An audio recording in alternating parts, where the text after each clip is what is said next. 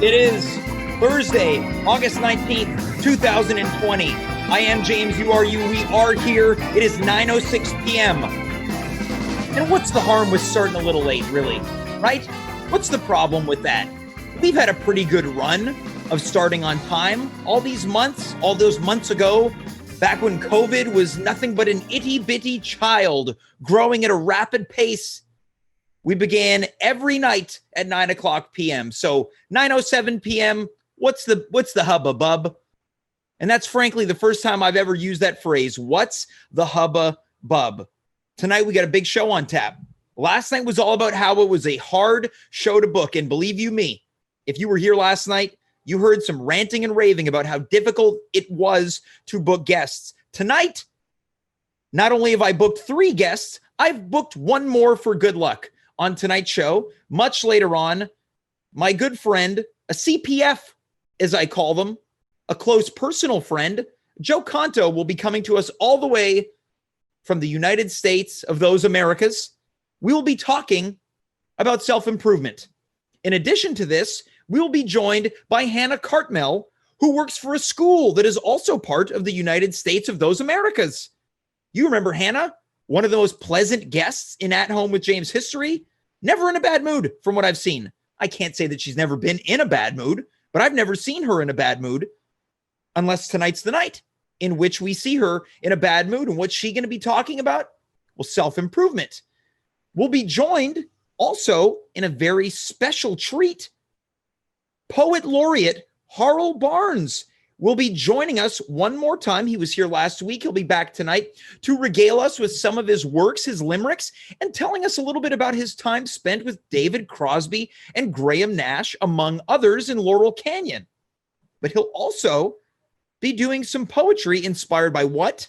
Self-improvement, of course. Kicking things off in just a moment, the man who I've dubbed the most unbuttoned guest in At Home with James history, Xavier Tolentino, will be back to not only tell us a story, but what is he going to talk about? Self-improvement. Now, in case you haven't gathered from the times that I've mentioned it profusely, tonight is all about self-improvement. Our guests will be talking about ways in which they've encountered self-improvement or what they might be looking for in order to achieve self-improvement. Before we really get into it, I need to check in with the person in the booth tonight for a second night in a row, replacing Dave Kaufman. We've got Smooth Carla. Carla, how's your day treating you? My day's going pretty well, James. Well, tell us a little bit about your day. Was it smooth? Oh, it was a pretty smooth day. Rolled out of bed, made myself a coffee, fed the cat, went to work. Ooh, baby, do I love a good weekday routine.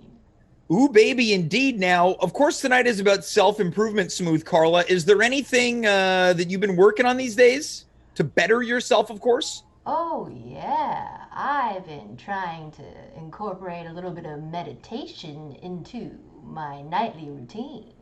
Okay, so this is something I've never tried before, Smooth Carla. Really? Never once. Can you believe it? Can you look at my face and say, this guy, he's done meditation? Well, meditation is for everyone, James. Well, perhaps we'll chat a little bit more about meditation as the night goes on. Yeah, that'd be a groovy idea. It is a groovy idea, and I've got another groovy idea. We are now going to welcome our first guest. Of course, we've seen him a multitude of times throughout the history of this show, and oftentimes he's a little exposed.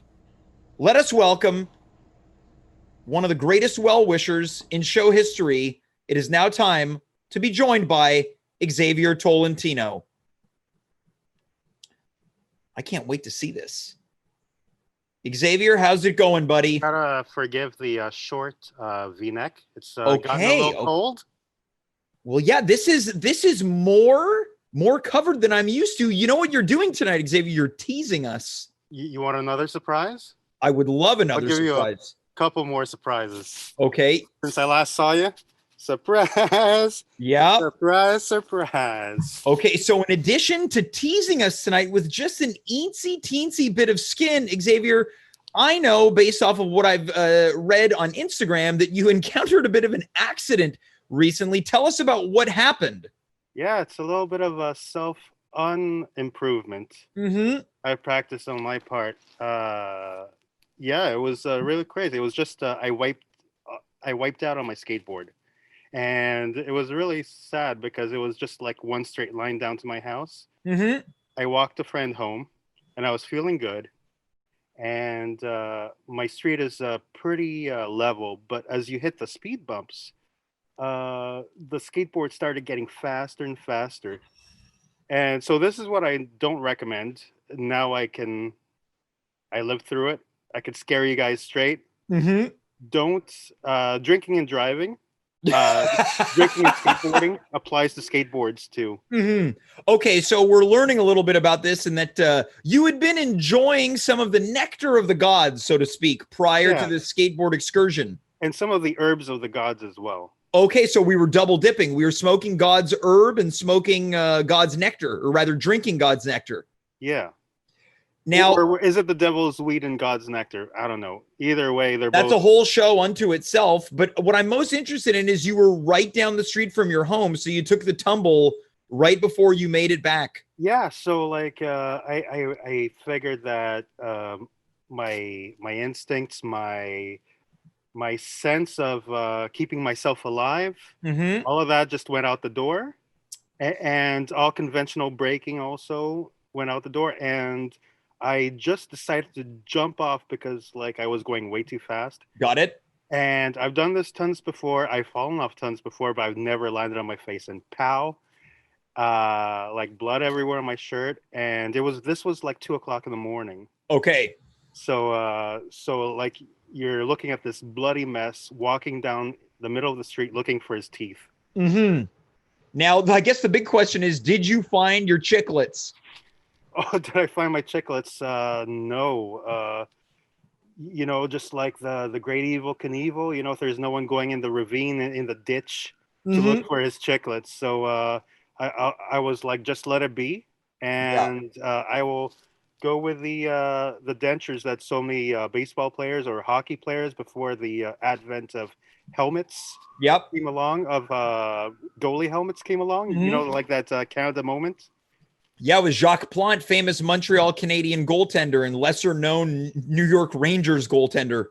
Exactly. So now it looks nice. I mean, like it's healing, right? But it was a lot worse. It was like, it looked like makeup. Like it was really cool, this and this. But now that this is healing, all I have is this. Now, I think these go as a pair. Yes. And if I had this, it'll be too weird. I'd look like the town wino. So I need someone to keep punching me in my eye. Yeah. So that I can match. You want to keep this bruise fresh so one can feed the other. Now, we talked about surprises. I think up to this point, every time you've been on the show, the buttons have been opening up deeper and deeper. Then the last time you were on, you showed off your new do, which I guess is just the shaved head. Tonight, you're showing less skin, but a missing tooth and a black eye. So it's always a surprise when you pop on. That's what's occurring to me. I want to quickly talk about this black eye. Now, as someone who has had a couple, I want you to tell me your truth in this moment.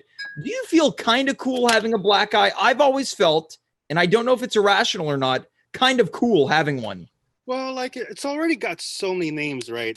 Apart from black eye, shiner. Yep.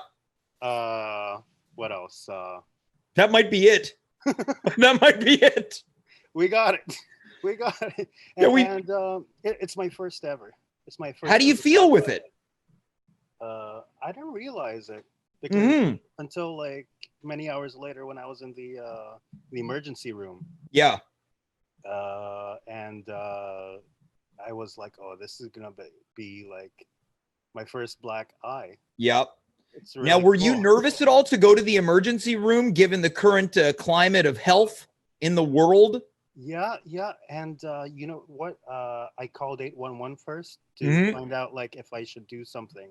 If I could just sleep it off. She said no, go straight you idiots, go straight to the emergency room Mm-hmm. from what you're describing me. Yeah,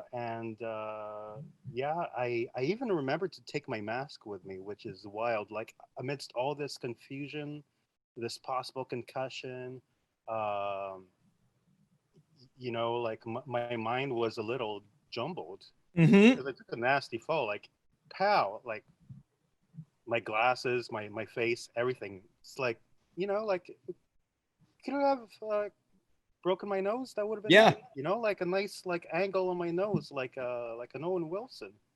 I think all things considered, you look pretty good. Thanks, man.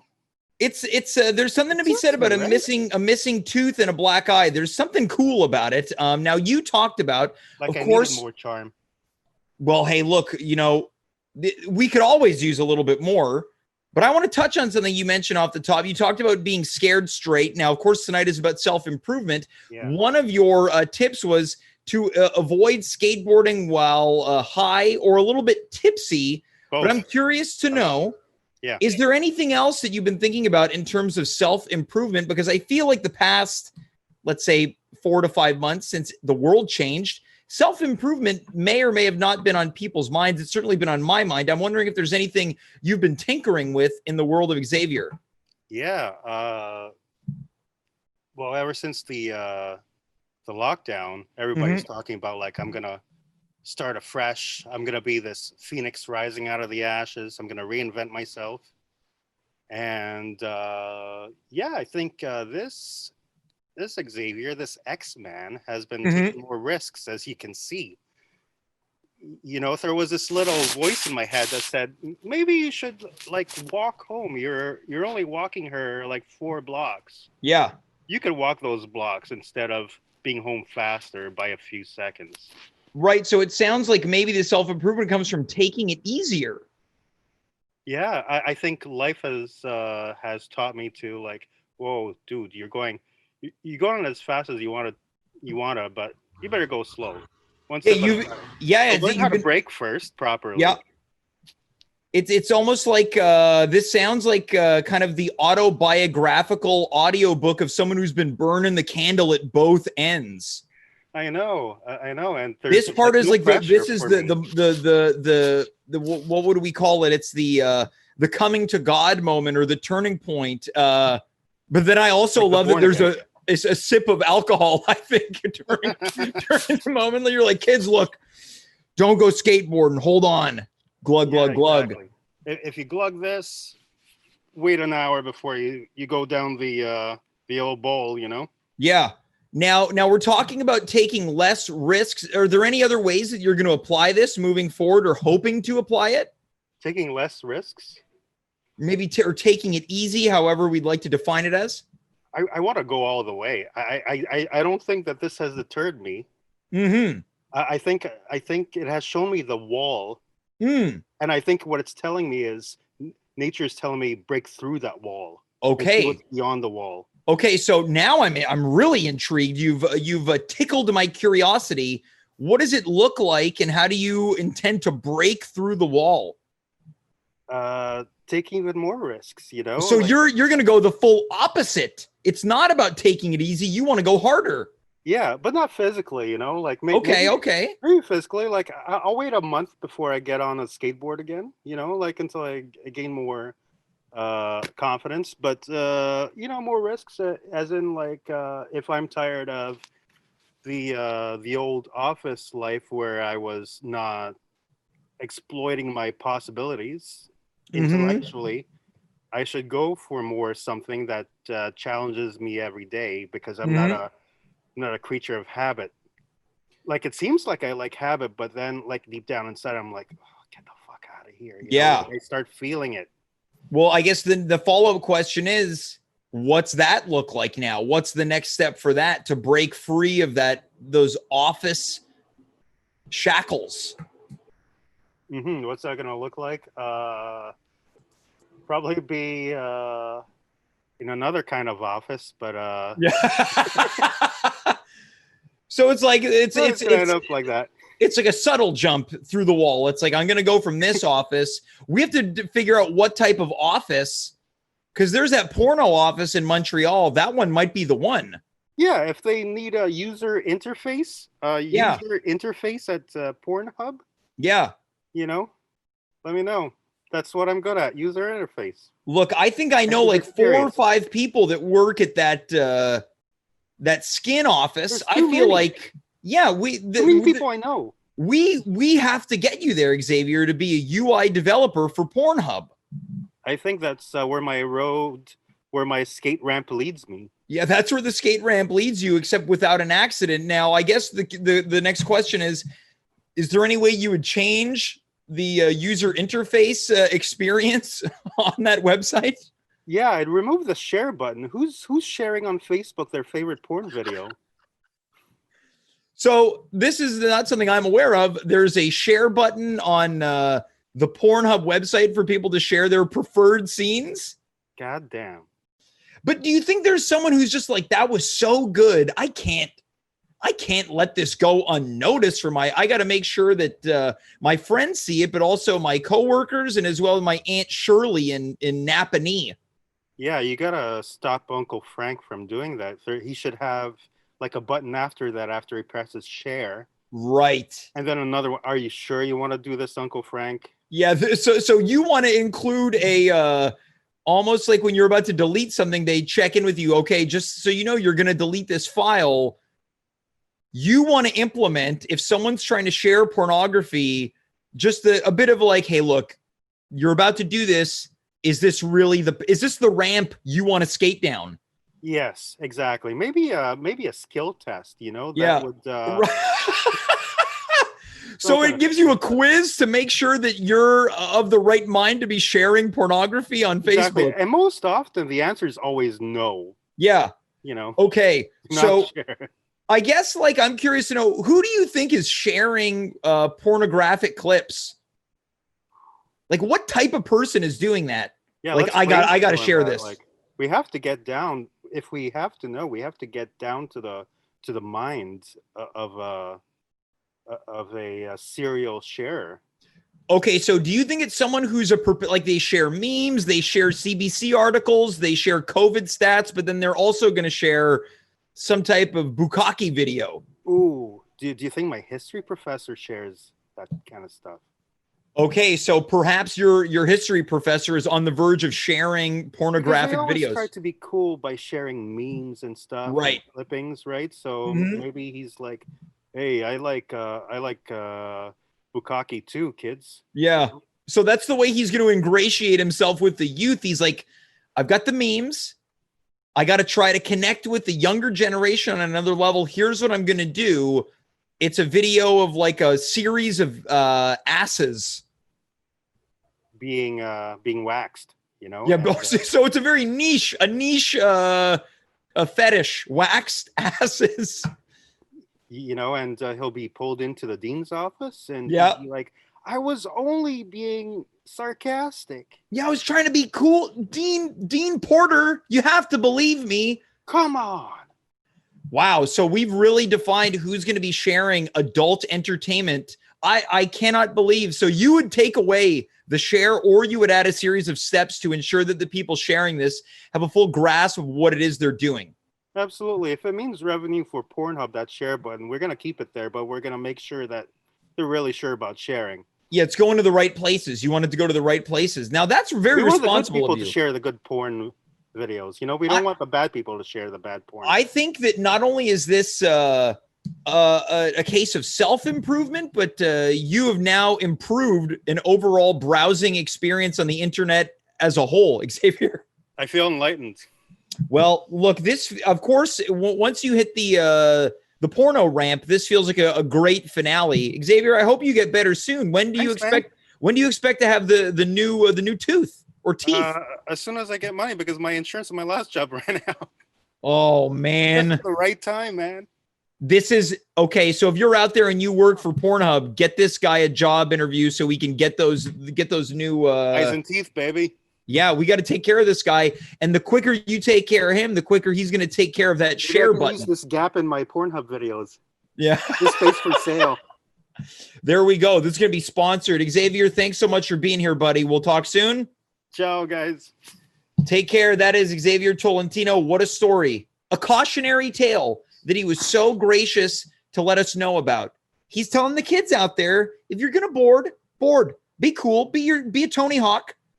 Go be a Tony Hawk pro skater. Don't just dress like one like I do, a big phony baloney. Get in there, but just try to stay off of the gin and juice, and make sure you're not puffing the magic dragon, because that's how they do it, right? Hey man, try this magic dragon. That's a bird flying away. Clearly, I've never done it in my life. We are going to move on to our next guest. I mentioned this person earlier as never having been in a bad mood. Maybe we'll hear about that in just a moment. She's coming to us by way of Champlain College, the Montreal campus version, which I don't know. Is that the second-rate version? I'm not sure. We'll find out. Let us welcome to At Home with James. This is Hannah Cartmel. Hello. Hannah, you are here. Hi. You are live in living color.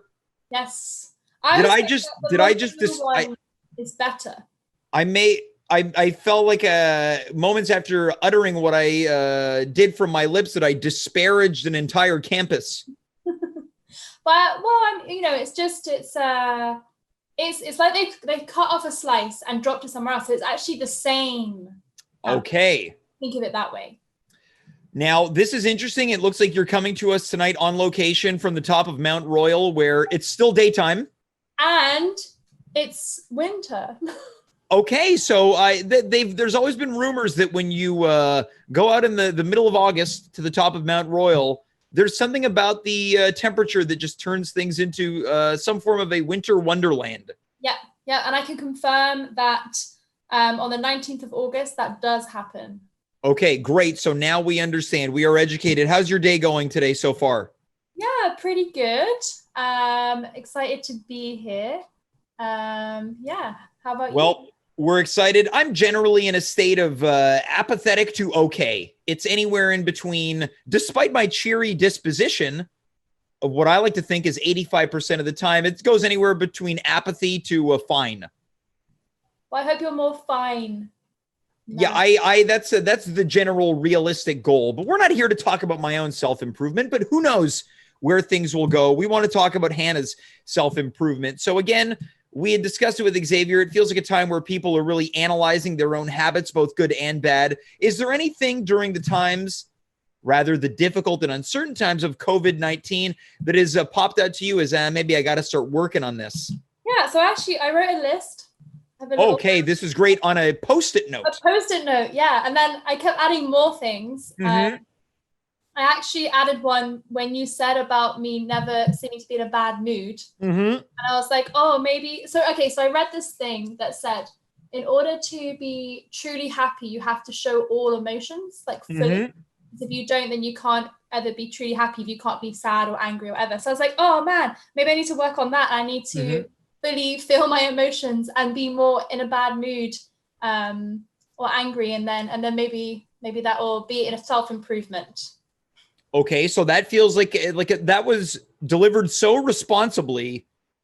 In addition to being never in a bad mood, you might be one of the most grown-up people that I know as well, Hannah. I'm not sure that's true. Well, I guess that you've done a great job of convincing at least James of this. Good. What else is on the list? So the other thing is try more new things. Okay. So I'm going to be 30 in October. And I feel like the older I get, the more I'm kind of like not trying new things as much as maybe I used to. And recently I did try some new things. So like last week was the first time I bought a jar of peanut butter. Whoa. We have to talk about this. Yes. So you're turning 30 in over a month, a little bit over a month, a pinch. Yeah. And you have just recently purchased your first jar of peanut butter. Yeah, and I opened it today so this is the first time that I have owned and opened a jar of peanut butter. Okay. It was really liquidy. And now, was this organic peanut butter? It was Kraft. I don't know. Okay. Crunchy. Okay. I'm new to this peanut butter world, so it's hard for me to know. But I did hear my flatmates talking the other day, and they said that like with peanut butter, the oil and stuff will separate and it become really liquidy or something. So I wasn't surprised that it was liquidy. I was, but I wasn't. Now, I've done some quick math, and roughly you have lived close to 11,000 days. And today, August 19th of 2020, yes, you have opened, not only purchased, but opened your first jar of peanut butter. Yeah. Now, you've eaten peanut butter before. This is certainly, but you mentioned you're new to peanut butter? Yeah, so I never liked peanut butter. I think as a kid, I was like, oh, gross. And then when I moved to Canada, I had pieces and was like, oh, this is pretty good. Now, I'm not the only person shocked at this, Hannah. I have to tell you, in the chat right now, friend of the show, Santa Claus, cannot believe what he's hearing, and I certainly can't be the only one. Well, I feel like if Santa Claus had brought me peanut butter at Christmas, then maybe we wouldn't be in the situation. Okay, let's just hold the phone for a second. We can't put this on Santa Claus, Hannah. You can't put this on St. Nick. Did you put it on the list? Was it on the list? No, it wasn't on the list. No. Okay. I don't mean to get angry and defensive over Santa Claus, but come on now. We can't just start blaming other people, including the spirit of Christmas, for our own difficulties in the consumption of peanut butter. Well, you're right, James. Yeah, so I started having Reese's Pieces, and then I slowly started having like Reese's Pieces and ice cream, and then that developed into full-on like. Wait, so this began eating candy and ice cream? Yes, and then it like kind of went on to then like just peanuts maybe, and then I was like, then I was like, oh, maybe I should buy peanut butter, and I was in Pharmaprix on the phone to my friend, and I was like, do you know what? I might buy peanut butter. And she was like, do it. Why not? And explain. So this is one of your more recent risks that you've taken. You went from eating Reese's peanut butter cups, and I suspect Reese's peanut butter cup based ice cream, then just peanuts, and then your friend had to coax you and like, just do it. This is like when someone's like, yeah, I don't know, this person gave me the number. I don't know what to do. It's late. What should I do? And the friend's like, just do it. Yeah. What's the worst? Have some fun. That's what your friend was doing, but it sounds like it was in the middle of the day and you were at a pharmacy and you were staring at overpriced pharmacy peanut butter. One of the worst places to buy peanut butter due to its price inflation. It was on sale. Okay. Which is why I considered it. But that's good to know, James. Thank you. Because as I said, I am new to this. So okay. Know that wasn't the place to buy the peanut butter. Well, I'm glad that you've taken the leap. I wish that you would have opened it on the show. That would have been my only, if I had to reimagine life, that would have been just an unreal moment. I opened it just before the show, but I didn't realize it was going to be liquidy. And then as I was doing it, I was like, oh man, this is like a new thing. And then it kind of spurred me into thinking about doing new things. I think it just needs a bit of a stir, and then you'll be okay. Now, do you intend to? I gave it a big stir. Okay. Still really, so I like kind of got a spoon and put it out on a plate. Mm-hmm. Started to solidify, but still liquidy parts. But then it's like upside down in the fridge, so I did that. Now, what do you intend on doing with this peanut butter? Is this going to be on sandwiches or toast? No, I have apple. Okay, so we're going to be spreading the peanut butter on an apple. Yeah. All right, Hannah, let's continue the list. I didn't mean to derail everything. I was just so blown away, and certainly I was not the only one. Let us continue. So, yeah, try new things. I guess this leads into the next thing is I want to be more spontaneous. Okay. I feel like I'm a very organized person. Like, whenever I'm doing anything, I'm like, organizing everything out. I'm like making sure it's fully planned. If I'm going away, I want to know kind of a general feeling of what the weekend will look like and what food I need, because obviously meals are like the most important part of any trip.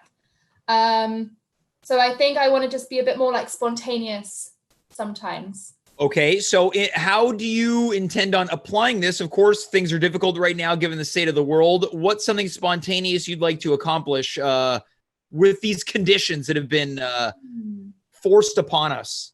That's a good question. I guess because a lot of things that maybe you would think of would involve maybe not being very COVID appropriate. Okay, can we dig deep here? And it certainly isn't limited to an exclusive to peanut butter. No. But imagine, I don't know, being like, oh, I'm going to go on like a night out and see where it takes me. I mean, whoa. Not really sure that's COVID appropriate. That is definitely not COVID appropriate. And I'm curious to know if you get your friend on the phone who convinced you to buy the peanut butter, if they're going to be like, just do it.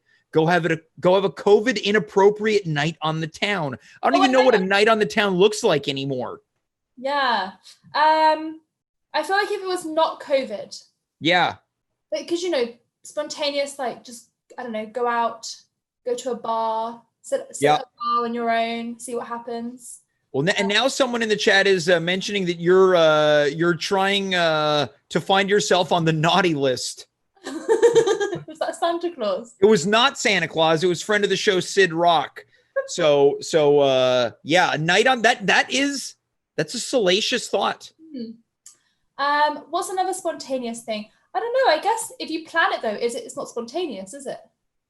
Well, I mean, look, technically everything is planned. We don't just have these thoughts and go night on the town and get out and leave in our pajamas. I think there's certainly some thought that goes into it. Well, I guess it's more like saying yes in the moment to things. Okay, so that's what we're looking for. It sounds like you want some excitement. Yes. Okay, great. So we've got a spontaneous night on the town. What else?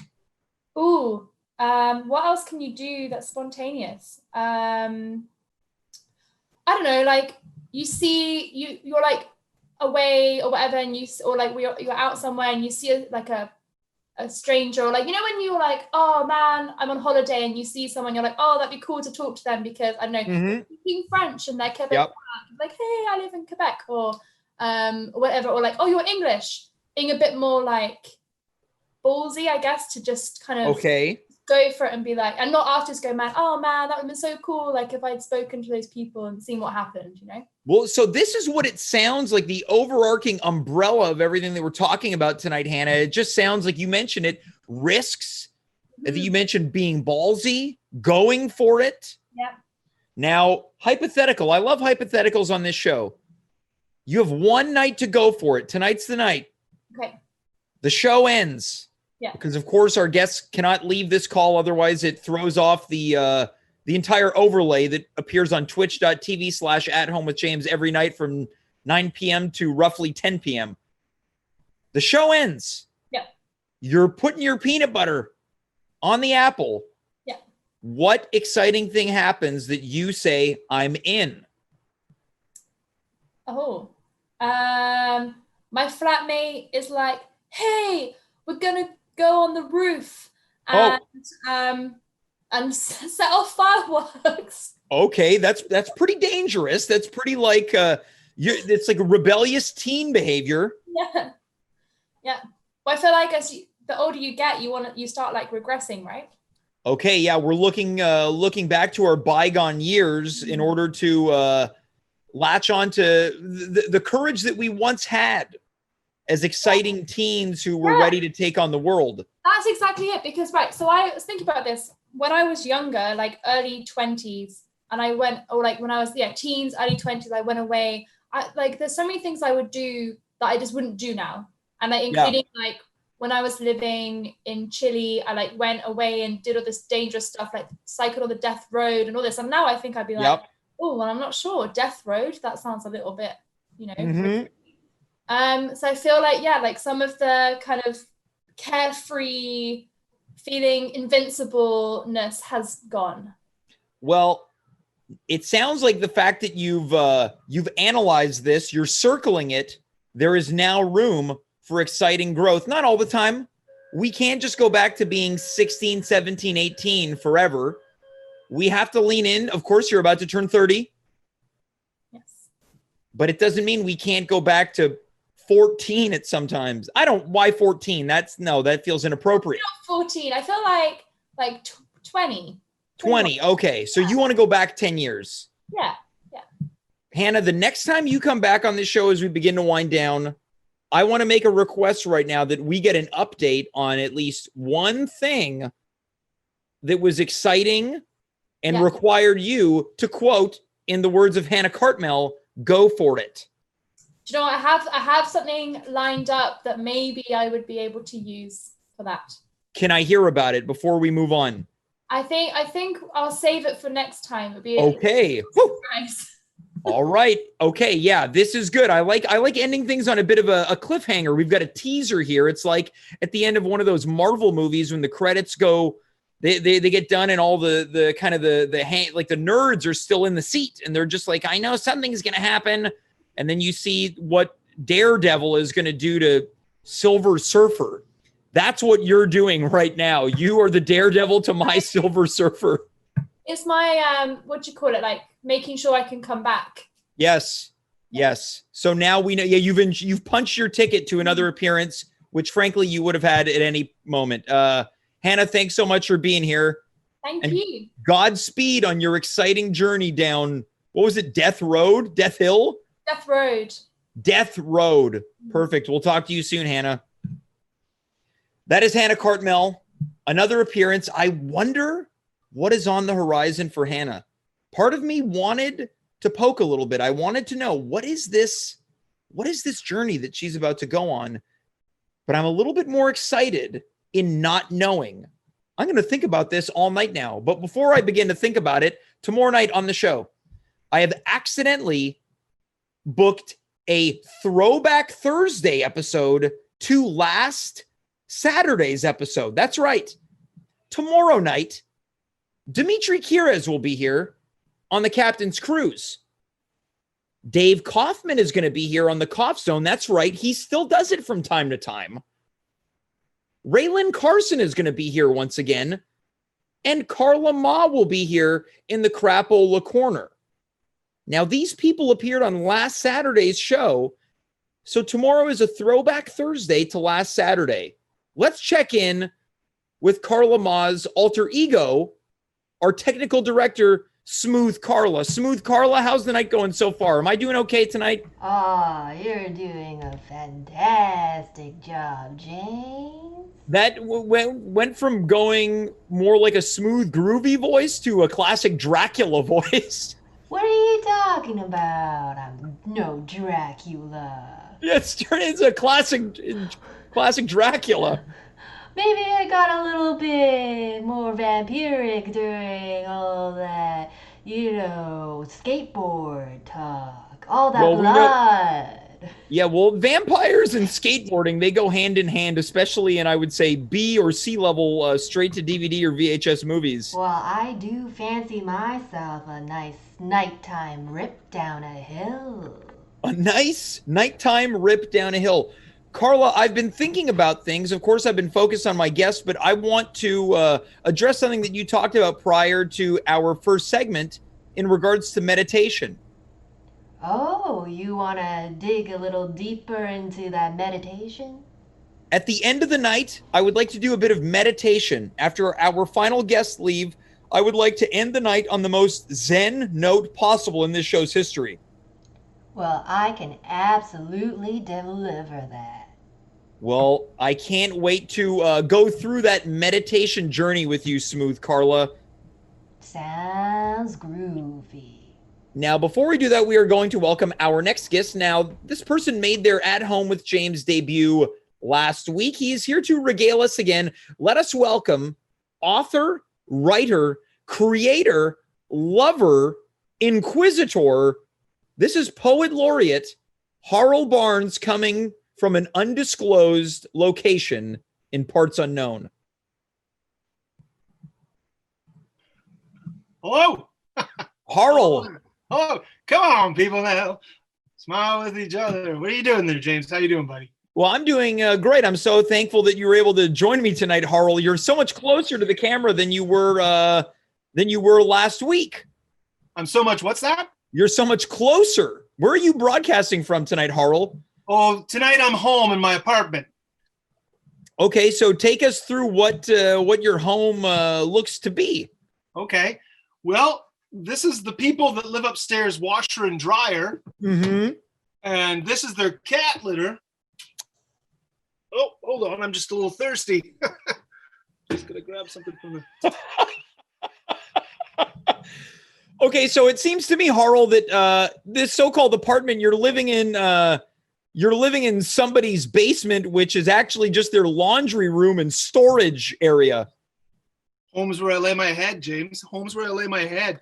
Well, of course, last week you joined us to give us some of your poetry, and something that, again, the second time I'm mentioning this tonight, tickled my curiosity was your relationship with folks such as David Crosby and Graham Nash during your time in Laurel Canyon.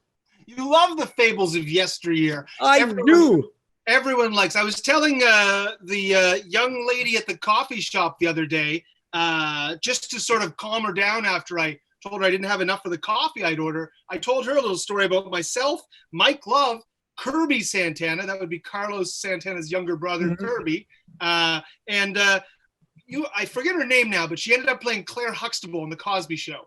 And the three of us were in a hatchback headed for the Grand Canyon. And I don't think we got there. Instead, we moved into a trailer home and lived there for about a year, just the four of us. It was a really treat. And every time I'd watch The Cosby Show after that, I think of, I forget her name, Patricia, I think. We called her Patty. I think about how much pot she could smoke. Oh, I think you're referring to Felicia Rashad. Felicia. Of course, I would never remember Felicia. And of course, Mike Love of the Beach Boys. Mike Love of the Beach Boys. He's the true talent behind that group. Now, I'm curious to know, of course, you're talking about this hatchback. Did you have any dealings? Because I've been listening to this artist quite a bit recently, specifically the song River. Did you have any dealings with Joni Mitchell? Oh, Joni. Yeah, of course we met Joni. Joni and I shared a job. We both, back in the 60s, no one really wanted to work hard, James. We were working on our poetry and sort of loving. And Joni and I both needed to make a little bit of scratch so Crosby wouldn't kick us out of his front yard. So we both went halves on a crossing guard job in the Laurel Canyon. Now, by halves, I mean she'd go part of the day and then I would go part of the day, one day a week. Yeah, okay, so I just want to, so you were living with Joni Mitchell on David Crosby's front lawn? It was front lawn, backyard. It depended on the party and who was going to bed first. Okay, well, this is news to me. Did you have any dealings with the birds? The birds? Yes. Are we talking about the seagull and pigeon that live in my car? Well, yes, you did tell us about that last week, but specifically the band known as the Birds. Oh, the band. You're talking about the Clarks and of course, they 12-stringed themselves straight to pop heaven with hits penned by Robert Zimmerman, aka Dylan. What was that name again? Robert Zimmerman. You might know him as Bob Dylan. Right, that's true. And I'm sorry, James, I forgotten where I was in this story. Oh, that's totally fine. Well, of course, you're here to give us some of your poetry now. Last week, you came with some prepared pieces. Now, I want to thrust something upon you. I'm curious to know how you are in the ways of spontaneous creation. Of course, when we prepare to create, it's important to lubricate ourselves. It gets itchy down here, James. Very itchy. Yeah. It's dry. I asked them, can I leave the door open? And they don't like it. Well, of course, this kind of goes in line with what I'm saying now. I understand through some of my research that you do have some history with spontaneous creation. Now, when we talk about self-improvement, of course, you're doing this right now. This is skincare. We're looking to improve dry skin. Would you be able to, if I would be so bold to ask this of you, to give us spontaneous poetry on dry hands, specifically yours? Oh, you're asking me to reach into a prehistoric part of a primordial part of my brain to the teen years when we beat our drum on the streets to the sound of freedom. I'm totally ready for this, James, and I'm happy to bring it back with the context of today in mind. Mm-hmm. Let us begin. Oh, do you have a subject for me? Well, I just told you it was skincare due to dry hands. Oh, okay. Moisture's not just for lips. Make the door wide. People have hips. You can order 2 scones and a Coke, but you've got to go by 8. It's no joke. Now, can you explain to me how that was relevant to skincare? Break this down for us, Mr. Barnes. Okay, so the word moist I used. Right. And the word moist means to moisten, to add water to. And when Mhm. you're dry, your hands are chapped and dry. You Yes. have to add a moisture. Water will simply evaporate. So a cream is created in a lab, and it Mhm. creams your hands. And so moisture is created. The lips part rhymed with hips. Oh, And of course. Then jumping ahead, I was writing this in a cafe that was telling me that they were closing, but I could see by their sign they had a couple more hours open. Right. Okay. Well, again, on the subject of self-improvement, I'm curious to know if you'd be interested in curating something, of course, on the spot, based on something that I'm looking to improve myself. Oh, you'd like to invite me to make you my muse? I would love if you would do that, if you'd be so kind to do so. Put it on my tombstone. It's a done deal.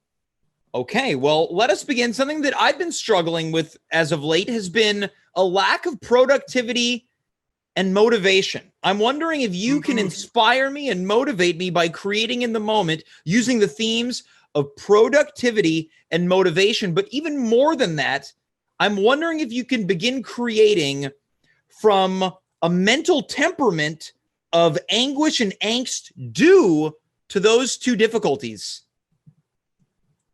Anger, anguish, and inability to get something done. Yes. This is my bread and butter. Please. These bars. Oh, they're invisible to you, but they're very close and very visible to me. Let me squeeze my arm through and grab you. That was called Would it be possible to get a little bit more of that? You had me. Yes. 6 p.m., 8 p.m. Who knows? Are we on army time? Clang, clang, clang goes the bars with the wrench. Can you hear that, my friend? Do you have the sense of a dog? You know what they say about dogs? Always hungry for more. Mr. Barnes, that took me to a place of motivation that I haven't felt since the tail end of 2019. Of course. You and me both. Now, can I ask what you're drinking tonight out of that looks to be some type of container that someone would put cream in? Oh, I suppose it's a creamer. Oh, you're having cream this evening. I'm drinking some cream, yes. Well, that's wonderful. Now, would it be possible to get one more poem from you this evening, Mr. Barnes? I'm a factory. I never close. Well, what I'd be curious to know about is what's something that you'd like to improve on as of late, Mr. Harl Barnes? This reminds me of a conversation I had with my good friend Cat Stevens. Of course, that's Cat Stevens with a PH. His former. So not the singer-songwriter. That person was a real bore. Right. But my friend Cat Stevens ran a car lot, and he and I were talking about trying to be better at what he did. Of course, he left his wife and children, and that was his answer. And did I call and say if they had an extra room for me to stay in for a while? Of course I did, because I'm a person who sees open doors. Now, okay. So a poem about this. Okay. Let me just feel it. It's, sometimes it's weird. If I close my eyes, I can smell the grass of Neil Young's yard, which was just two rows over in Laurel Canyon. And I appreciate this taking us on this trip to yesteryear. It's a painful one. I'm dodging some painful darts. Well, then we'll talk about that during your next appearance. What was the subject of this poem again? Your own self-improvement. Oh, right. Get a job. That's a quote, because I would never say that to myself. And now, would I be so bold to dig a little deeper? What would you say to yourself, Mr. Barnes? I'd say you're doing fine, Mr. Barnes. I'd say, Mr. Barnes, people like to see you. People work day in, day out at their gray jobs, and they're working from 9 to 5. And then what comes in? Someone who gives some context. Oh, you see a rainbow. I see something beyond the rainbow. I see what the rainbow starts and where it ends. I see everything at once. And I can tell you this. I have never, ever recognized one note of people trying to avoid hearing what I'm saying. Mr. Barnes, you've been a motivation to me, unlike anyone who's ever appeared on this show in the last 15 minutes that you've been here. You created something out of very little, and you appear to be so happy living in somebody's laundry basement, drinking creamer, drinking, of course, your home creamer that you located at the bottom of a washing machine next to a box of source. It seems like you've got it made in the shade in the most minimalistic way, Mr. Harl Barnes. I feel like you and I have made quite a connection that will maybe involve me sleeping on your couch in the future. And I would be more than happy to accommodate this because I feel like any type of interaction we have, I come out feeling better for. Huzzah. Harl Barnes, thank you so much for being here tonight on At Home with James. Thank you, young James. That is the one and only writer, poet, creator, lover, inspiration, the laureate, Harl Barnes. We are going to quickly move on to our final guest this evening. You know him, you like him. I like to keep it at like because there's room for love. I love him, but maybe you like him, but maybe you love him too. This was a pretty decent intro until I segued into this series of explanations. Let us welcome, coming to us from Lake Placid, New York, Mr. Joe Conto. Joe, thank you so much for being here once again. Thank you so much for having me. Your audio sounds so crispy and clean tonight. Is it good tonight? It's better than good. It's great. Well, it's good. Good. Okay. I see what you're doing tonight. You're keeping expectations middling there. You like him. Because he's got good audio. There's room for improvement. There's room for improvement. That's pretty good. Now, last week, Joe, you were here. We talked about, I believe, the way that you worded it. I'm paraphrasing for the most part. The shame and humiliation that comes with failures in improv. Yeah. Well, it's interesting, right? That somebody who has experienced such a series of humiliations would find himself drawn to improv, right? I didn't know. It's funny, huh? It's like often people will date the same type of person over and over again.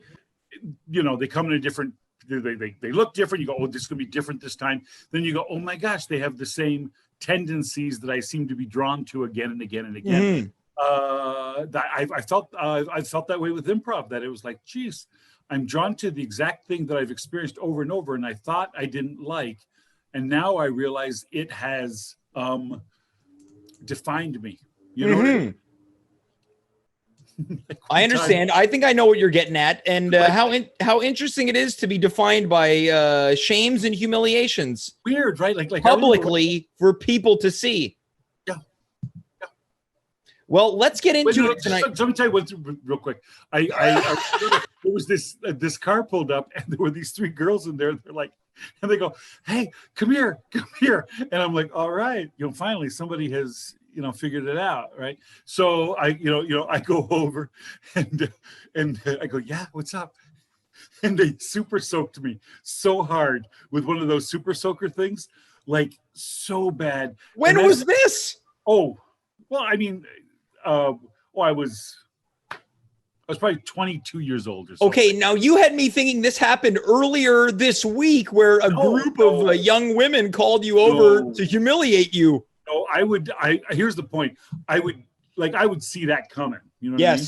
Now I would still do it because what if, right? Right. But I wouldn't be surprised. This genuinely surprised me. But as they drove away, I loved it so much. I laughed so hard. And I realized that when I was a kid, all I ever wanted was something to happen to me. I was so bored. I was so bored as a kid.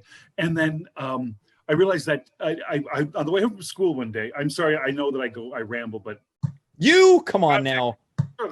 So I was on my way home from school, and I remember as a kid thinking, oh, I wish I could get splashed real hard. Like you'd see in a movie somebody getting just like torrentially splashed by a bus or something driving by. And I thought, oh, I wish that would happen to me. I wish something would happen to me. And I always wanted something like comical to happen to me. And one time a school bus actually did splash me with like icy spring street water, and I was like, I couldn't wait to get home and be like, can you believe the luck? You know? Oh yeah. So you wanted to play the role of the sad sack. You wanted to walk in like it was a sitcom. You open the door when the scene has already started and you're sopping wet and there's the applause break. Like, oh, it's the funny character just got drenched by a bus. Exactly. And then I'd say, can a guy enjoy a nice plate of spaghetti? You know, but it's on my head. And yeah, exactly. Yeah, you enter every scene in this hypothetical sitcom. Every scene you enter and something has happened to you. There's a physical shame. Yeah.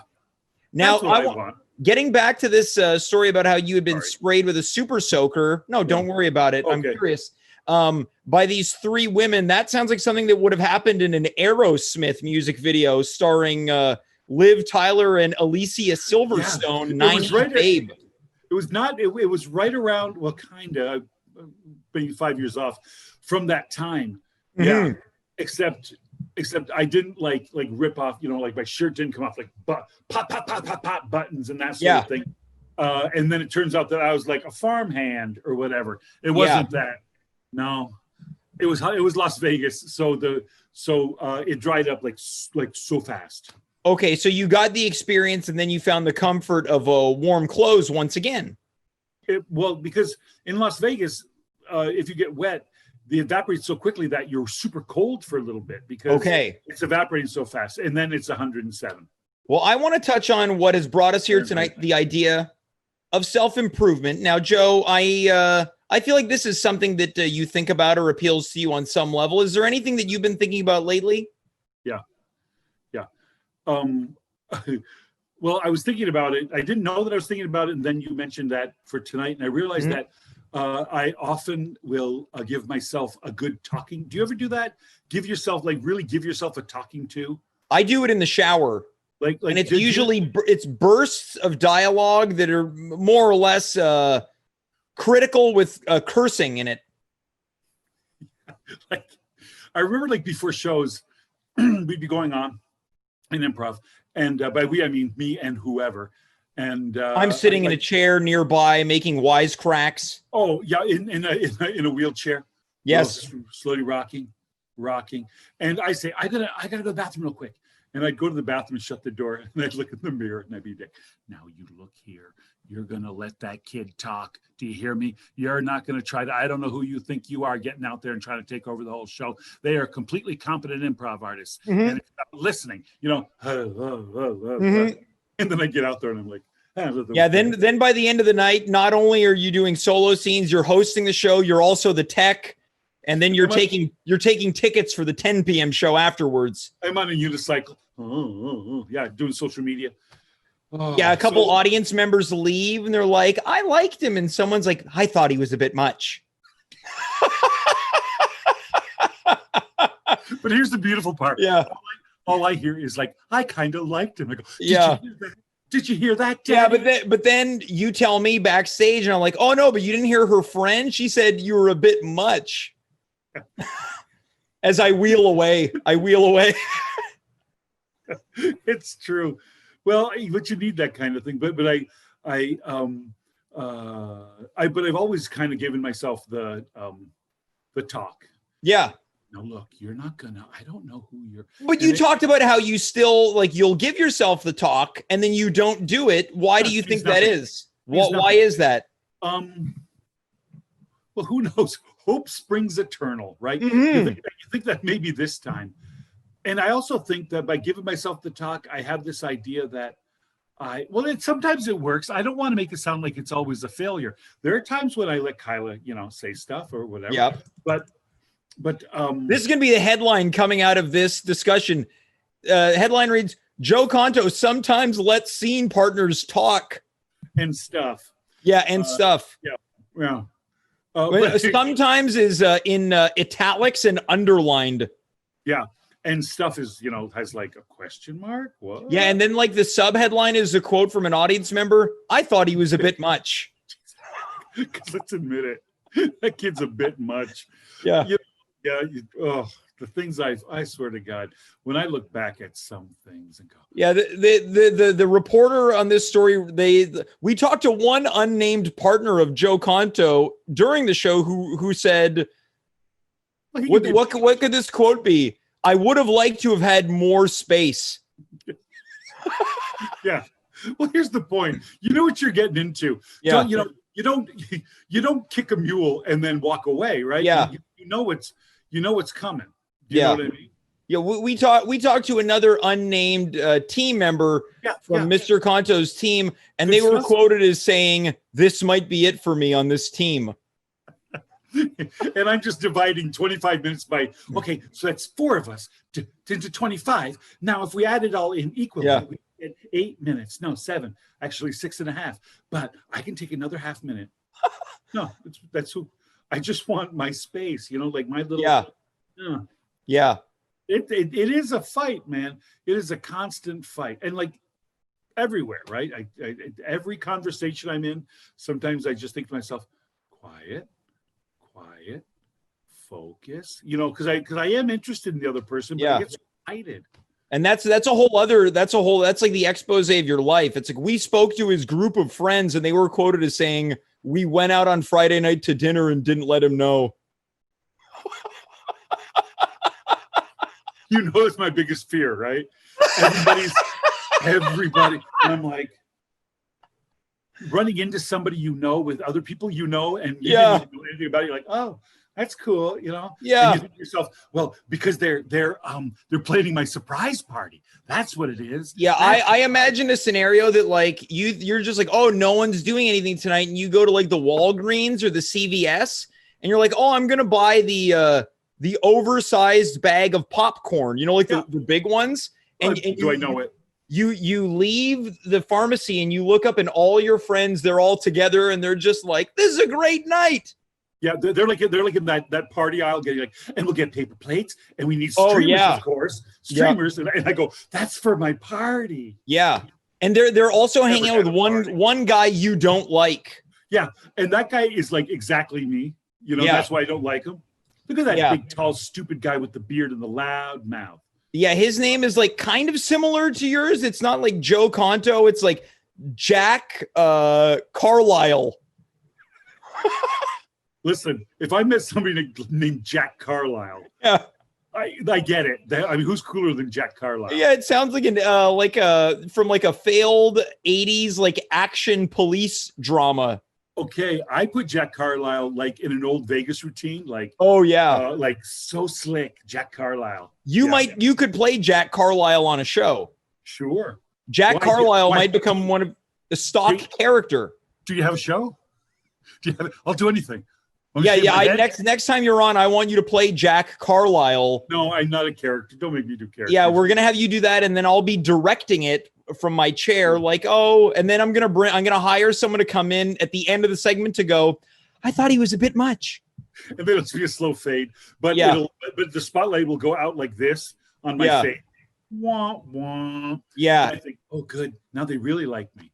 Well, we're seeing in the chat right now, someone has written, Joe Conto, he's no Jack Carlisle, but okay. So now you've lost your standing to a fictitious person. Yeah, but that guy's Jack Carlisle. Look, he's Jack Carlisle. We've really veered off from the topic, but guess what? I'm fine with it. I have no issues with that. This is fine, right? Well, so here's the question, Joe. Let's say improv comes back tomorrow. You're in the bathroom. Maybe you've just used the toilet. You're looking at yourself in the mirror. Yeah. You think about this conversation. You're like, everyone knows what I'm doing in the bathroom now. You go into the bathroom before a show anymore. Everyone knows what you're doing.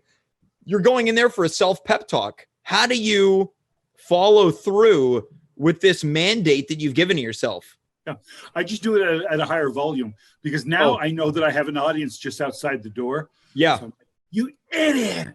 They're going to hate you. And then I think, oh, now they'll feel sorry for me. The laughs, whatever. I don't care what it is. I don't care what the attention is. But then you'll get on stage and it'll be like another day at the office.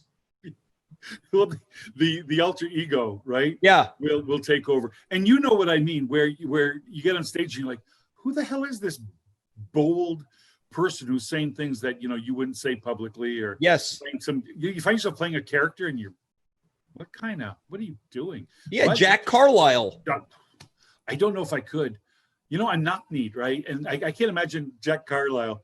maybe I could if I was sitting down. We're gonna do it next time you're on, Joe. I'm gonna force you to be Jack Carlisle.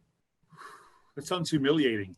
I'm in. Yeah, there we go. Yeah, it's a perfect way to find finality to everything that we've discussed tonight. I wonder if that's something I should really like. I was thinking about Hannah when she says, as you get older, you try fewer new things and all that.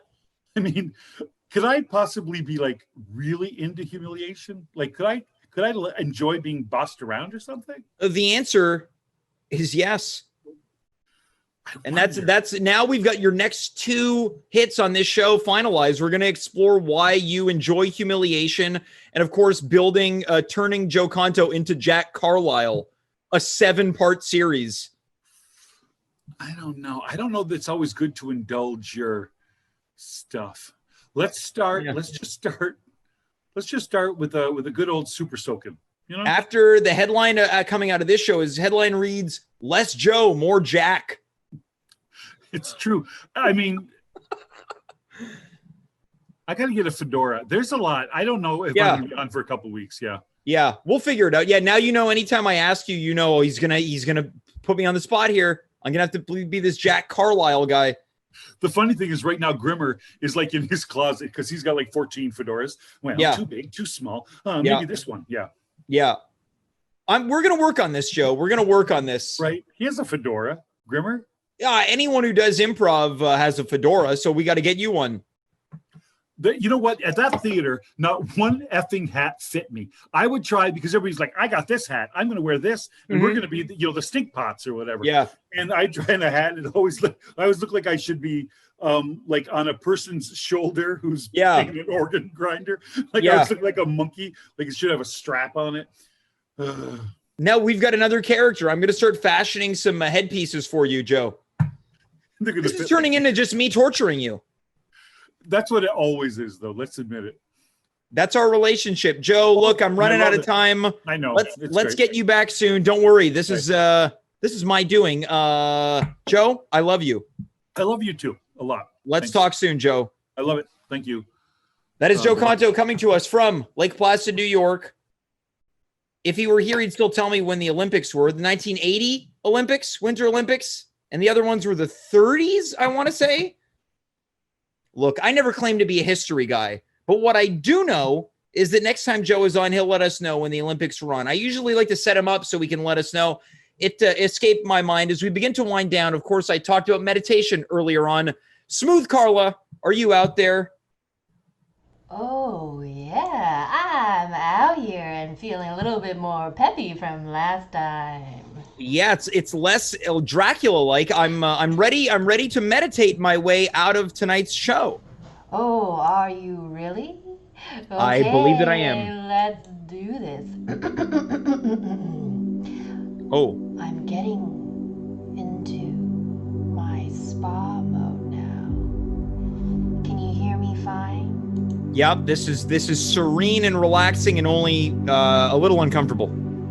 Oh, well, just let all those worries melt away, James. Mm-hmm. That's all good. You're already closing your eyes. Now I need you to relax your face. There's a lot of tension going in your okay. Your brows and your mouth and your eyelids. Ooh, relax that forehead. Let all your muscles just sink. I want you to drop your shoulders a little with every breath. Now let it move through your body. I'm gonna work up from your toes. Relax your toes, wiggle them around, and your feet into your ankles with every breath. Relax a little more. Gonna relax up your calves and your little knobby knees. Relax some more into your thighs. Oh, wow. You got some tense thighs. It must be from all those walks you go on. Ooh. Now I want you to relax those hips. Harl Barnes would be happy for you to relax those hips. His might be tawny and leathery. Now I want you to relax your gut. Let it all What did you consume today? Wow, it's a party in there. Wow, let all those carbs and meat just float away from your gut and poop right out of your butts. Well, not now, okay? Relax further deep in your lungs. I want you to feel in your arms and your elbows. I want you to feel it in your hands and your fingertips. In your neck. Oh, there's so much tension in your neck. So much strain. You still look a little tense. I want you to take a deep breath in and out. Oh, good, James. Now tell me something that you love, something that might be popular. Hamburgers. Hamburgers, great. Now I want you to visualize, that dreamy hamburger in your mind now. See it floating there in 3D space. A cloudy bun. So soft and fluffy. It's the one you want. Inside, you can see that shimmering, beefy, meaty patty. Juicy. It's gonna melt in your mouth. That crunch of lettuce, the juicy tomato, that yellow mustard. Oh yes. Mayo, a bit of ketchup, and some pickle slices. Drift away with every bite you take. Drift away with every tasty morsel. I want you to feel how you feel at the end of every good meal that satisfies your cravings. And maybe you take a sweet little nap right after because you ate so much food. Wouldn't that be nice? Oh my gosh, did the Habs just win? Oh my gosh, and oh my gosh, did your best friend Dave Kaufman bring you a hot cup of coffee? Well, doesn't that sound nice? Ooh, what a splendid day. How do you feel, James? This might be the greatest day of my life. Oh, I'm so happy to hear that. I've never felt more relaxed as I get ready to sign off from this show. That makes me so happy to hear, James. I'm glad you felt the power of meditation. And I am too. Smooth Carla, you made me feel smooth. Are you gonna be okay? I'm gonna be more than okay. I hope everyone's gonna be okay. Want to thank Xavier, Hannah Cartmel, Harl Barnes, Joe Conto, and of course, Smooth Carla for working the booth tonight. I'll see you tomorrow night, 9:00 p.m. Eastern Standard Time, or 6:00 Pacific Standard Time if you're out there as one of our friends in Vancouver. Even after consuming, just as I do a real hamburger, a fictitious one, I know what my next step is. Going to the bathroom with the intense fear of diarrhea overwhelming my body.